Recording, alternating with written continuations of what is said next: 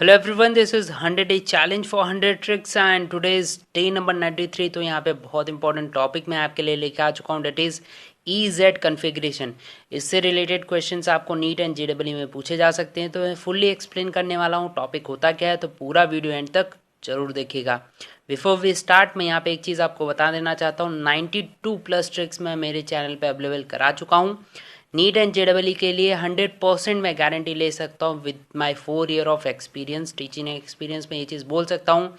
130+ marks आपको दिला सकते हैं अगर आप पूरे ट्रिक्स एक बार ज़रूर देख लेते हो। तो प्लेलिस्ट एक बार चैनल पे चेक कर लीजिएगा, मैं डिस्क्रिप्शन में एक लिंक दे दूंगा, उस पर भी क्लिक करके आप देख सकते हो, नहीं तो यहाँ पे एक आएगा आई बटन, वहाँ पे क्लिक करके भी आप देख सकते हो पूरा प्लेलिस्ट। ओके, तो यहाँ पे हम जान लेते हैं कि EZ नोटेशंस पहले होता क्या है, देन उसके बारे में हम थोड़ा डिटेल में पढ़ाई करते हैं। ओके, ई का मतलब होता है इंटेंजेंट और Z का मतलब होता है जुसामेन। इंटेंजेंट का मतलब क्या है, अपोजिट होता है, एंड जुसामेन का मतलब होता है सेम। ये एक कोइंसिडेंस देखिए कि जुसामेन में ही सेम वर्ड आपको मिल भी जाएगा। ठीक है, अब हम लोग देखते हैं ये कैसे काम क्या करता है और कब आता है। तो शायद आपने देखा होगा अल्किन में आपको सिस एंड ट्रांस नोटेशंस आप करते होगे सिस एंड ट्रांस के बारे में। कब ये हो सकता है, जब एक ही साइड पे सेम मॉलिक्यूल्स आपको मिल जाते थे तब आप सिस बोलते थे, एंड अगर आपको अपोजिट मिलते थे तो आप ट्रांस कन्फिग्रेशन बोलते थे। पर जब ऐसे एग्जांपल्स आपको मिल जाएं, देखिए यहाँ अल्किन है, यहाँ पे आपको फ्लोरीन है, क्लोरीन है, ब्रोमीन है, आयोडीन है, चारों ग्रुप अलग हैं। तो वहाँ पे आप सिस भी नहीं लगा सकते, ट्रांस भी नहीं लगा सकते, तो क्या नया कॉन्फ़िगरेशन आपको देना पड़ेगा, and that configuration in known as EZ configuration. Okay, तो बात करते हैं कैसे ये काम करता है। सबसे पहले याद रखिएगा आपको कार्बन नंबर के ऊपर डिपेंड करना है। ठीक है, कार्बन्स आपको देखने हैं, यहाँ पे 2 कार्बन है, तो ये फर्स्ट कार्बन हुआ, इसको हमने नंबरिंग दिया सेकंड कार्बन। पहले फर्स्ट कार्बन की हम हालत देख लेते हैं, फिर सेकंड कार्बन पे आपको जाना है।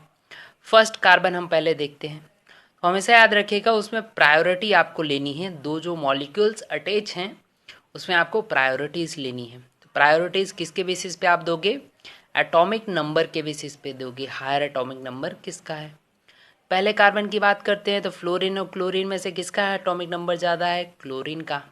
चलिए सेकेंड कार्बन की हम बात करते हैं तो ब्रोमीन और आयोडीन में से किसका ज़्यादा है, आपको मिल जाएगा आयोडीन का। तो ये चीज़ हमें क्लियर हो जाती है कि चलिए यहाँ पे जो है इन दोनों का एटॉमिक नंबर ज़्यादा है। ठीक है, अगर मैं यहाँ पे सेपरेशन करता हूँ प्लेन्स का और पाई बॉन्ड के थ्रू, तो यहाँ पे देखिए सेम साइड पे आपको प्रायोरिटी लिस्ट जो आपने निकाली दोनों कार्बन का वो सेम साइड है, तो इसको हम बोलेंगे Z नोटेशन या Z कन्फिगरेशन। समझ गए ये सेम साइड का मतलब क्या था, जुसामेन का मतलब क्या था। ठीक है, एक और एग्जांपल ले लेते हैं, आपको मैं डिटेल में समझा रहा हूँ इस चीज़ों को, इससे क्वेश्चंस आ सकते हैं। इसीलिए देखिए आपके पास ऐसा कुछ दे दिया जाए, यहाँ पे हमने HS लिया, यहाँ पे OH लिया, यहाँ पे हमने CH2I लिया है और यहाँ पे CHFCl लिया है। ठीक है, सब ग्रुप्स अलग आपको दिखेंगे, चारों ग्रुप अलग दिख रहा है, तो सिंपल सी बात है सिस एंड ट्रांस कन्फिग्रेशन यहाँ पे आप नहीं लगा सकते हो, तो क्या लगाओगे, EZ कन्फिग्रेशन आपको अप्लेबल यहाँ पे अप्लाई करना है। अब देखिए थोड़ा सा पहला हम कार्बन देख लेते हैं, तो पहले कार्बन तो हमें क्लियर हो जाएगा कि हाँ ऑक्सीजन और सल्फर में से पहले हम एटम देखेंगे, तो ऑक्सीजन सल्फर में से किसका एटॉमिक नंबर ज़्यादा है, सल्फर का, तो ये हमारा प्रायोरिटी लिस्ट हो गया। अगर ये मैं बात करता हूँ सेकंड की, तो दोनों में कार्बन है तो ये तो सेम हो गया। फिर हमें क्या करना है, आगे के जो कंटिन्यूएशन है उसके लिए मैं ध्यान से सुनिएगा, इसके लिए मैं क्या बताता हूँ आपको क्या करना है, उनकी भी एक लिस्ट बना दीजिए खुद से, जिसका सबसे ज़्यादा मास है उसको फर्स्ट लिख लीजिए, एंड देन उसके बाद उनके प्लेयर खड़ी कर दीजिए। मतलब सबसे स्ट्रॉन्ग प्लेयर इस एटम का ये रहेगा iodine, then hydrogen and hydrogen. यहाँ की मैं बात करूँ सबसे स्ट्रॉन्ग कौन रहेगा, क्लोरीन, क्योंकि सबसे ज़्यादा मास उसके पास है। अगर मैं फ्लोरीन की बात करता हूँ उसके बाद देन हाइड्रोजन।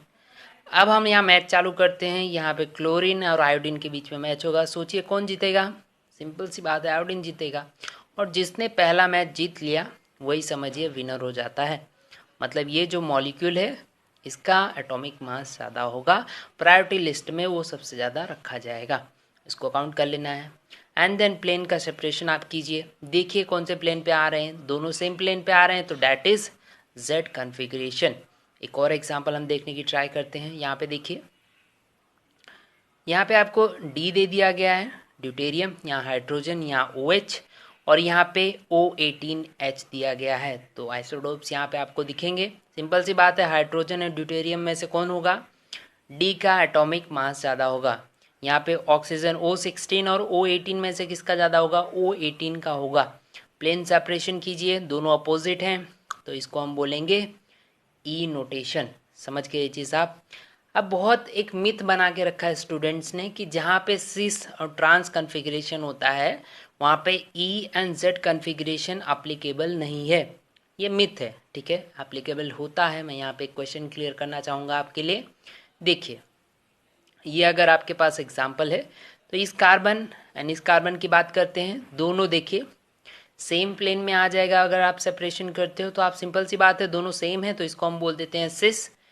पर अगर मैं ई और जेड कन्फिग्रेशन के हिसाब से देखने जाऊँ तो हाँ, दोनों सेम है तो इसको हम जेड कन्फिग्रेशन भी बोल सकते हैं। तो ये चीज़ समझ के कहाँ अप्लाई करना है, जब चारों ग्रुप अलग हो तभी भी अप्लाई कर सकते हो। पर हाँ, कभी कभी सिस एंड ट्रांस में भी एप्लीकेबल होता है। ऐसा मत सोचिए जहाँ सिस एंड ट्रांस है वहाँ ई और जेड नहीं अप्लाई कर सकते। ओके, तो that was all about this video. मैं यहाँ पे एक चीज़ क्लियर कर देता हूँ, हमने क्या क्या पढ़ाई किया, जल्दी जल्दी देख लेते हैं। हमने पहले क्या सीखा, ई जेड का मतलब क्या होता है और ई जेड होते क्या हैं।